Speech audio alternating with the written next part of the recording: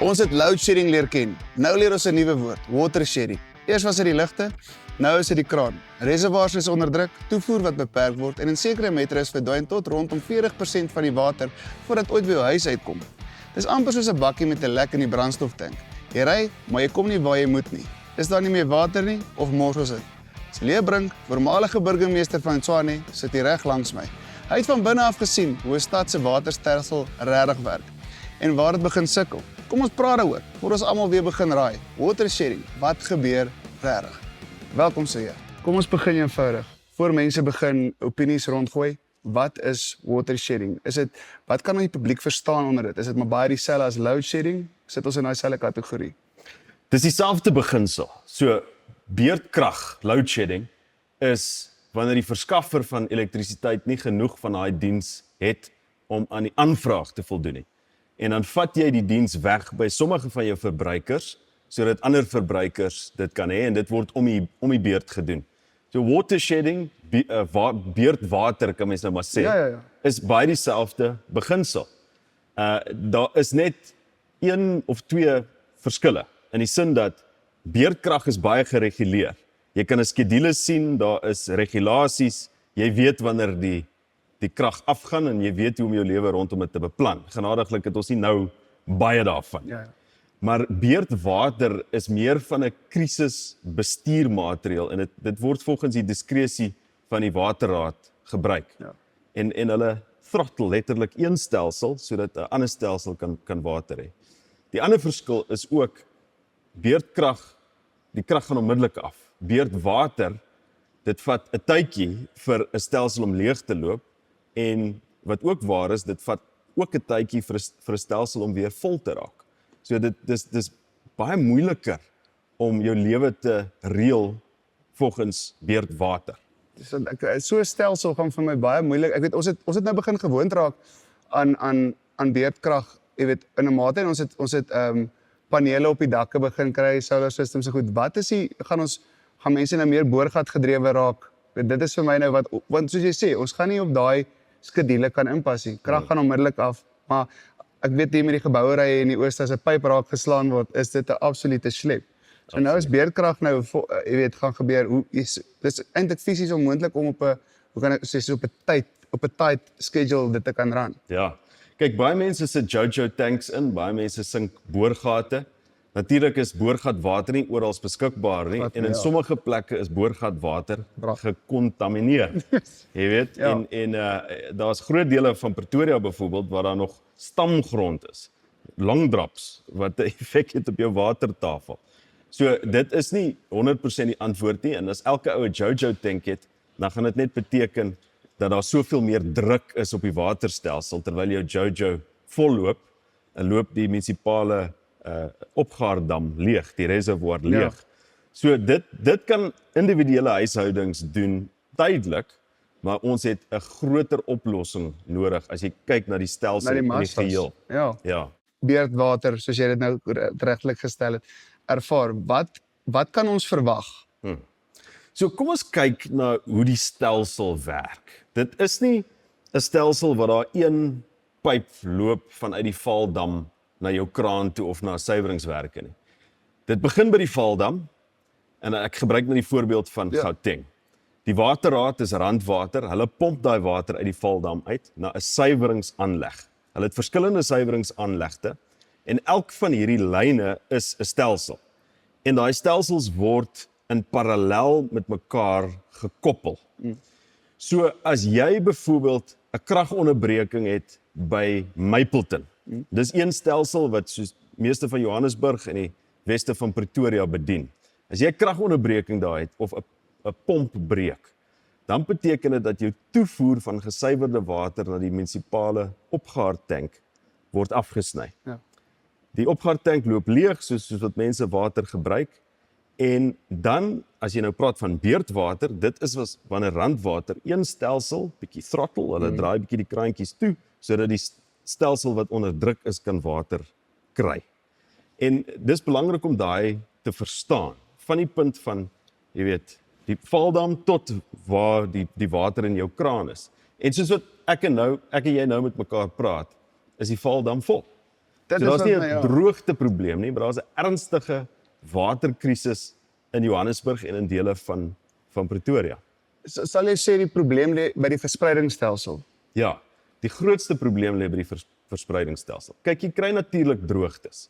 Kaapstad het byvoorbeeld so 5 jaar gelede wat hulle noem day zero in die gesig gestaar en dit was vanweë jare se droogte. Maar hier in Gauteng het ons nie droogte omstandighede nie. Ons het 'n verspreidingsnetwerk wat tussen 40 en 50% van die water wat gesuiwer word, verloor deur pype wat lek en in sommige gevalle selfs water wat gesteel word deur onwettige verbindings. So as jy die waterkrisis wil oplos in ons land, as jy wil seker maak huishoudings het water, laat besighede water het, want dis jy weet enorme ekonomiese impak as die krane droog is. Dan moet ons kyk na die munisipaliteite se deel van daai waardeketting, die pype wat lek en seker maak dat die goed opgradeer word. Is daar areas wat verskoon gaan word van die beurtwater af? Kyk, omdat dit nie so formeel en so beplan is soos beurtkrag nie, is dit meer van 'n, jy weet, vat hierso en mis daar. So dit is baie meer informeel, dis baie meer onbestendig as een stelsel gethrottle word om 'n ander een weer vol te kry. Ja. Hospitale byvoorbeeld word beskerm teen beurtkrag, maar dit is amper onmoontlik om sekere lyne of sekere reservoirs toe te wy aan hospitale. En dan het jy die omstandighede waar jy water trok of 'n watertanker moet stuur as daar nie water in die krane is nie. So dis baie moeiliker om jou lewe te beplan as daar nie water in die stelsel is in vergeleke met die kragsituasie. Gaan die water totaal en al afgaan? Is dit 'n drukprobleem? Dis wat ek wil gaan ons verwag dat geen water gaan wees nie, of gaan ons net minder druk hê op ons? Kyk, soos wat hierdie lekkasies erger word, so verloor die munisipaliteite meer en meer van die water wat hulle aankoop by Randwater. Jy weet, soos Tshwane verloor 40 liter uit elke 100 liter water wat versprei word. Johannesburg van lekkasies of diefstal, dit is water wat nie die kraan of die meter van die verbruiker bereik nie. So die munisipaliteit betaal hy rekening by Randwater of by Magalies Water, maar hy verhaal net 60%. In Tshwane se geval en Johannesburg se geval is dit 50%. Hulle verloor 50% van hulle water. Weet, sommige van hierdie pype is installeer toe Jan Smuts nog die eerste minister van Suid-Afrika was. En dit is oor die jare nagelaat.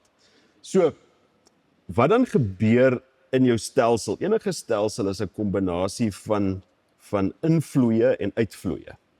So die invloei kom van Randwater af in die reservoir in, en die uitvloei is die water wat jy gebruik as jy jou kraan oopmaak. Ja.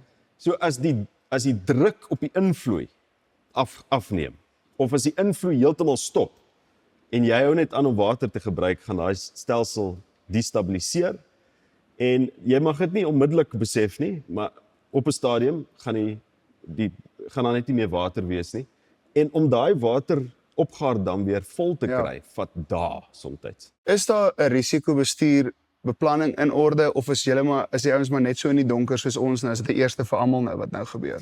Wat baie belangrik is dat die waterrade, die ouens wat die water uit die damme uitpomp, dit suiwer en dit verskaf aan die munisipaliteite, en dan die munisipaliteite 'n langtermyn visie moet hê. Ja. Dit help nie jy beplan net vir die volgende 6 maande of die volgende jaar nie. Jy moet beplan vir die veroudering van jou pype. Jy moet weet hoeveel van die pype in jou munisipaliteit kom nog uit Jan Smuts se dae uit en wat uiteindelik vervang moet word. Interessant, toe ek burgemeester was, is daar 'n pyp gebars by Fonteine Sirkel. En toe hulle dit gaan opgrawe, toe sê die ouens daar, hierdie pyp kom uit 1908 uit. Hulle moes 'n spesiale coupling vervaardig vir daai pyp, want uiteraard die ouens wat die pyp in 1908 gemaak het, is nie meer met ons nie. So dit sê vir jou twee goed. Hoe goed was daai pyp geweest dat hy nou eers bars, en die tweede ding, jy weet, hoeveel geld gaan dit kos om hierdie netwerk op te gradeer? So jou vraag, mens moet na die langtermyn kyk. Mense beweeg of trek van die platteland af na die stede toe. Vir werk, vir beter skole, vir beter geleenthede. En dit is waar van Gauteng. Soms is dit formeel, soms is dit informeel. Maar al die mense verbruik water en jy moet beplan daarvoor, bevolkingsaanwas, en jy moet beplan om jou pype te vervang soos wat jy moet. En dit is 'n enorme uitdaging. As dit een ding is wat ons as burgemeesters en stadsrade moet regkry in die volgende 5 jaar, is dit die opgradering van die waternetwerk. Anders gaan ons met groot probleme sit. Dit is kommerwekkend. Ek dink hier is doenbaar. Ek dink is doenbaar, maar ons moet bietjie uit die boks uit begin dink. Jy weet die nasionale regering kyk nou na privaat operateurs vir ons hawens en ons spoorweë. Jy weet, mense sien mos nie meer 'n trein nie. En as jy enigiets probeer invoer en uitvoer by Durban se hawe, Ja. dan sit dit daar vas. Jy weet, ons sitrusbedryf verloor miljarde rande want die goed staan in die hawe in vrot in plaas daarvan dat dit uitgevoer word en geld verdien vir die boere en die verspreiders. So die nasionale regering het nou gesê spoorweë en hawens moet privaat operateurs hê. Want die privaat operateurs het die kundigheid en hulle die geld om die opgraderings daar te doen, om die masjinerie en die basiese goed wat die dienste moet laat loop op te gradeer. En ek dink ons gaan dieselfde moet doen met munisipale water. Die dae wat jou munisipaliteit alles probeer beheer, die hele waternetwerk probeer beheer, dink ek is verby. Ons gaan privaat konsessies moet gee vir privaat maatskappye om te sê, vat my waternetwerk, vat die Tshwane Metro se waternetwerk.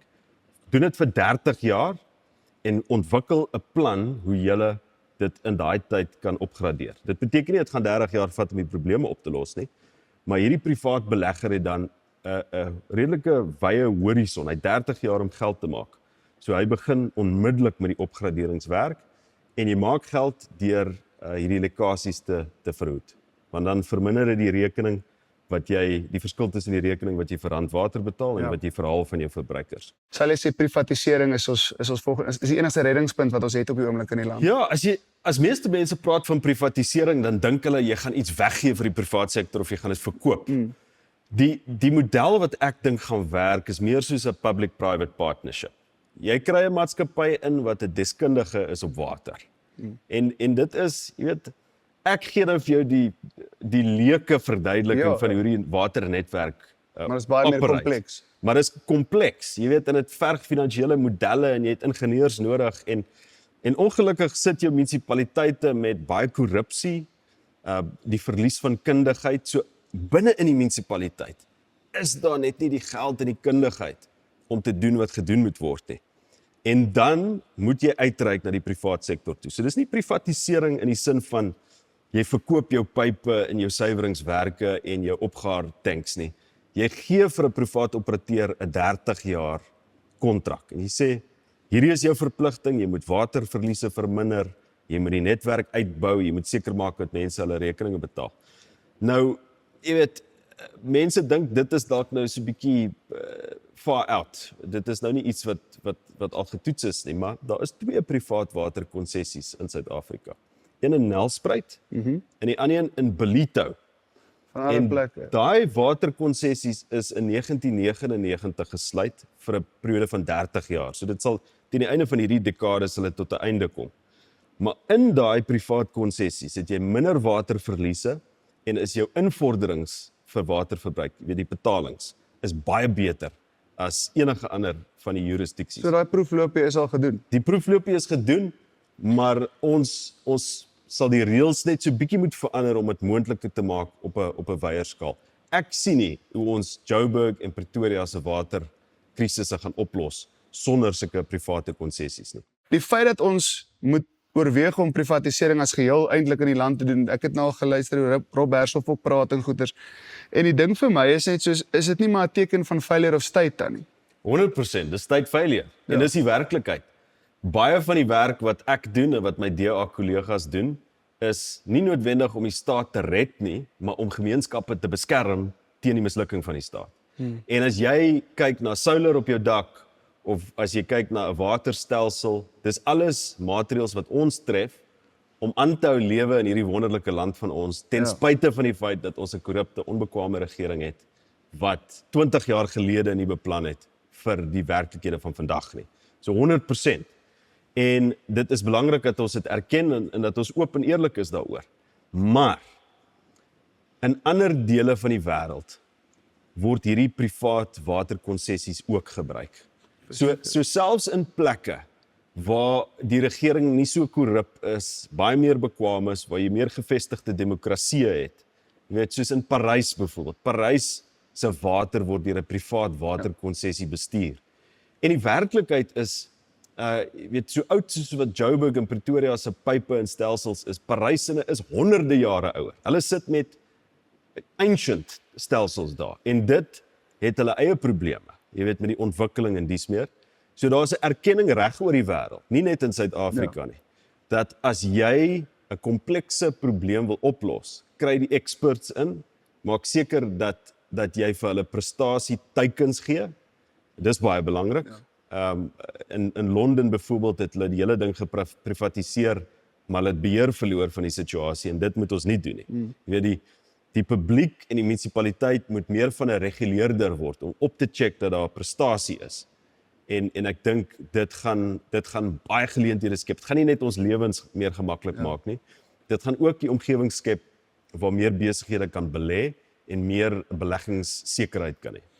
Waar sou jy sê die instandhoudingsprobleem begin? Want dit wil vir my neerkom, alles wat ons nou bespreek, die ding wat by my kop opkom, is instandhouding. Ja.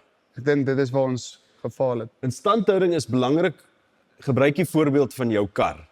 Jy weet, as jy 'n 1988 Toyota Conquest 1.6 stikkend ry, tussen Pretoria en die Kaap, en jy diens hom nooit nie, en jy verander nooit die olie nie, dan gaan daai ding se lewenslyn, die lewe van die kar, gaan dramaties verkort. Nou dit is wat gebeur met baie van die infrastruktuur in die land. Ons het super gesofistikeerde beplanning gehad in hierdie land. Die infrastruktuur wat gebou is in die 30s, 40s, 50s, 60s was wêreldklas geweest. Maar dit is gebou vir daai tyd en dit is nie ontwikkel soos wat die tyd aangeloop het nie. En dit het die lewenstyd van daai goed, of jy nou praat van 'n elektrisiteitssubstasie of 'n watersuiweringsaanleg of 'n rioolaanleg soos by Rooiwal. As jy nie die ding in stand hou nie, as jy nie jou kar diens nie, dan gaan jy nie die lewe uit hom uit, gaan jy nie die tydlyn uit hom uitkry wat jy moet nie. Maar daar's 'n ander belangrike beginsel ook, en dit is, jy kan 'n ding in stand hou tot op 'n sekere punt, maar dan moet jy die 1988 Conquest inruil, verkoop, of jy moet hom scrap.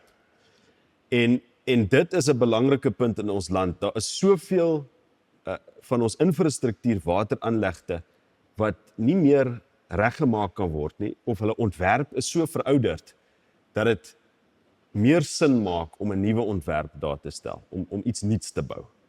En dit gaan ook jou instandhoudings begrotings 'n bietjie afbring.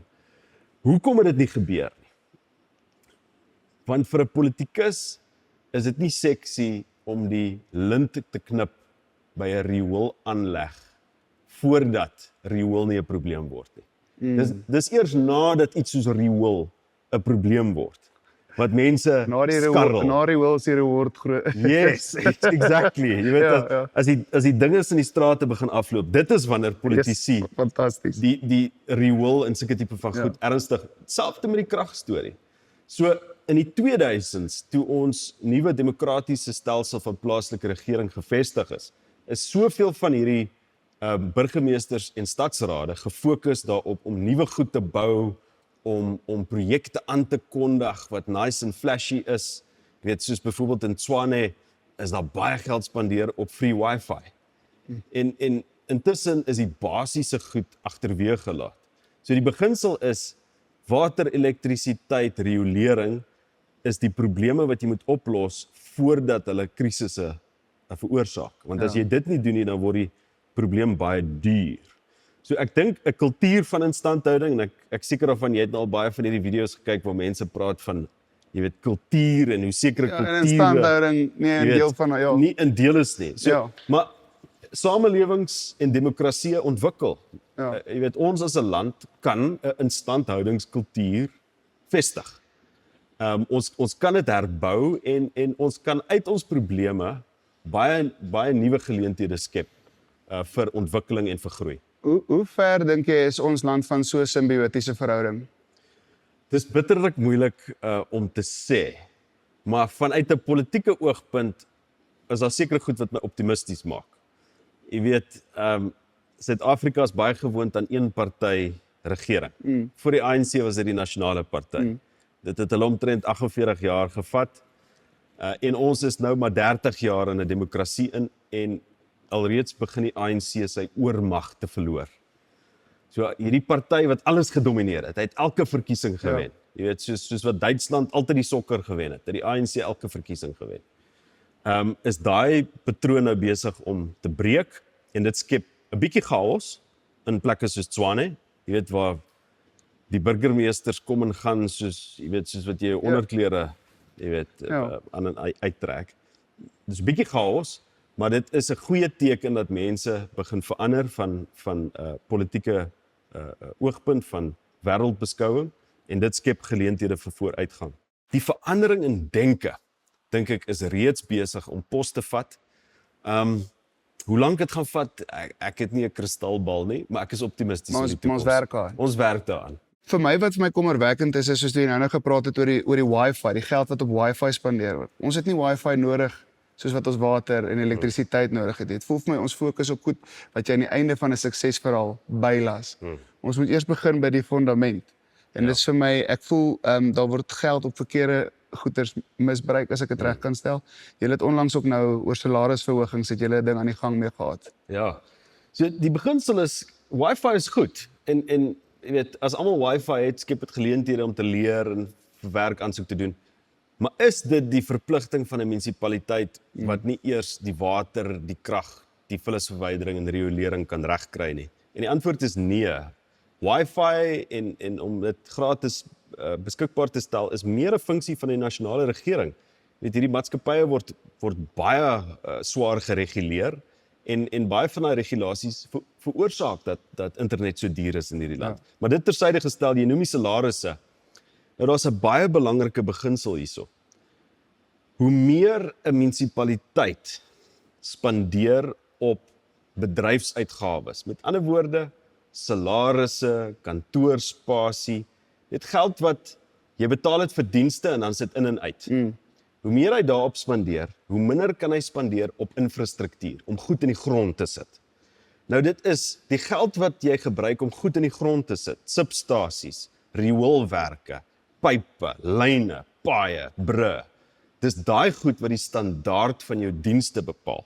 So hoe meer jy gretig is om salarisverhogings te betaal, hoe minder gaan jy op dienslewering betaal. Hoe meer jy op salarisverhogings moet betaal, hoe meer gaan jy as verbruiker betaal vir erfbelasting, vir tariewe vir water, vir krag en dies meer, want daai geld kom van iewers af. En onder die DA-koalisie het ons net gesê op 2 punte in 2021, 2023, die mense van die Tshwane Metro kan nie die salarisverhogings bekostig wat met die vakbonde op nasionale vlak onderhandel is nie. Want daai geld kom uit mense se sakke uit. Dit kom uit die geld wat jy op jou munisipale rekening betaal. Hardverdiende. Weet, en dit help nie, jy probeer die korrupsie in die stad en die ondoeltreffendheid uitvee deur net mense meer te charge nie. So ons het opgestaan, ons het gesê nee, ons gaan dit nie betaal nie. Daar was 'n gewelddadige staking gewees in die eerste paar maande toe ek burgemeester was. Die vullis het hoog gestaan op die sypaadjies, mense was kwaad geweest, maar ek dink mense het ook verstaan, dit was 'n belangrike beginsel. So ons het die staking gebreek, ons het die hofsaak oor die 2023 salarisverhoging gewen in die arbeidshof, maar ongelukkig toe die DA geleide koalisie tot 'n val gebring is en vervang is deur ANC, EFF Action SA, toe het hulle onmiddellik die belofte aan die vakbonde gemaak, ons gaan daai verhogings terugwerkend betaal. So, pay increases tot 2021. En net daai terugwerkende deel gaan R1 miljard kos. Nou dis R1 miljard wat jy kon gebruik het om pype te vervang, om substasies te vervang, om die dienste te verbeter aan die inwoners. En dit is hoekom dit so belangrik is, dat mense die regte leierskap verkies in hulle munisipaliteite. Ek dink baie mense dink, dit maak nie eintlik saak nie. Jy weet, almal is dieselfde. Jy weet, politici is almal dieselfde. En ek verstaan tot 'n mate hoekom mense teleurgesteld is, maar kyk na Tshwane, kyk na die besluite wat ons geneem het, die moeilike besluite, en vergelyk dit teen die besluite wat nou geneem word. En as jy mooi kyk, dan sien jy die verskil. En dan verstaan jy wat op die spel is en hoekom jy moet stem. Daar was op 'n stadium met die water ook 'n probleem in die Weskus gewees, in die Kaapgedeelte, maar mense moes net minder water gebruik. Ja. Daar was 'n sekere dissipline toegepas Ja. deur die gemeenskap. Dink jy ons sal dieselfde kan doen in die Gauteng omgewing? Jy weet, vir my wat baie interessant is, hoekom word die Weskaap eerstens nie beïnvloed deur die beurtwater nie? En dan die ander ding is wat ek wil dink jy ons as 'n gemeenskap is sterk genoeg in die Gauteng area om saam te werk met die party wat in beheer is, om 'n verskil te maak. Hoe afhanklik is julle van die gemeenskap? Dit is 'n belangrike punt, maar laat ek hier die onderskeid tref tussen die Weskaap en Gauteng. Ja, asseblief. Weskaap staan baie gebuk tans onder droogte. So jy sal sien, ek dink in Knysna en George het hulle droogte en dit as dit nie reën nie, dan kan jou damme nie opvul nie, dan is daar nie water nie. Gauteng se probleem is nie droogte. Ek sê nie die Valdam is 100% vol nie, maar hy is naby aan vol. So dit is nie droogte nie, maar daar kan 'n droogte wees. Daar kan omstandighede wees van skaarsheid, het sy vanweë die natuur of vanweë goed wat breek en wat nie behoorlik werk nie. En dan is dit belangrik dat die laaste punt van hierdie waardeketting ook aandag geniet. En dit is so dat Suid-Afrikaners baie water gebruik. Ons gooi ons tuine nat met drinkwater. Ons swem in drinkwater, terwyl die internasionale gebruik toenemend is om grijswaterstelsels te gebruik. Jy weet, water wat jy dalk by jou wasbak, en dan is daar 'n spesiale stelsel wat dit herlei om jou tuin nat te gooi en dies meer. Ons het nie daai infrastruktuur nie. Interessant genoeg, Orania, die dorpie Orania het 'n grijswaterstelsel. So dit, jy weet, op plekke is daar daai inisiatief wat plaasvind, maar in die huishouding kan die verbruiker ook sekere goed doen.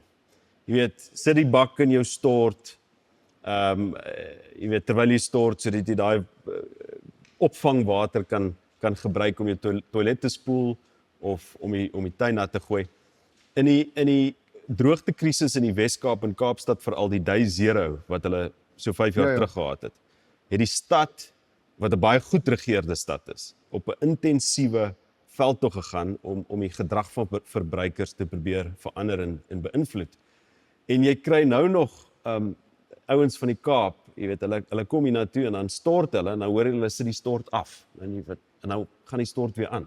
En dit is, hulle stort, en dan sit die stort af, en dan sit hulle shampoo op, en dan sit hulle die stort weer af. So klein gebruike soos dit, jy weet, sekere Kaapenaars volg nou nog daai gebruike. So dit kan 'n enorme verskil maak. Die probleem is net, dit is moeilik om as 'n burgemeester sulke tipe van goed te preek, as daar water by die straat afloop, as jou eie munisipale stelsel. So dan het jy nie die geloofwaardigheid as 'n munisipaliteit om vir mense te preek in dies meer nie, maar dit is, die gedrag van die verbruikers is baie belangrik. Ons moet bietjie kyk na wat hulle in die res van die wêreld doen. Water is skaars, droogtes gebeur, selfs met goeie regerings gebeur droogtes, en ek dink dat ons geleidelik ons gedrag sal moet verander. Baie dankie, Silja. Water shedding is nie iets wat mens gewoond aan moet raak nie. As 'n stelsel werk, praat niemand daaroor nie. As dit breek, voel elke huis dit. Ons het vandag nie probeer slim klink nie, ons het probeer verstaan. Want as jy weet hoe iets werk, kan jy ook weet wanneer iemand nonsens praat. Tot 'n volgende keer. Sien jou weer op die appelkas, waar ons eerlik, rou en reguit praat.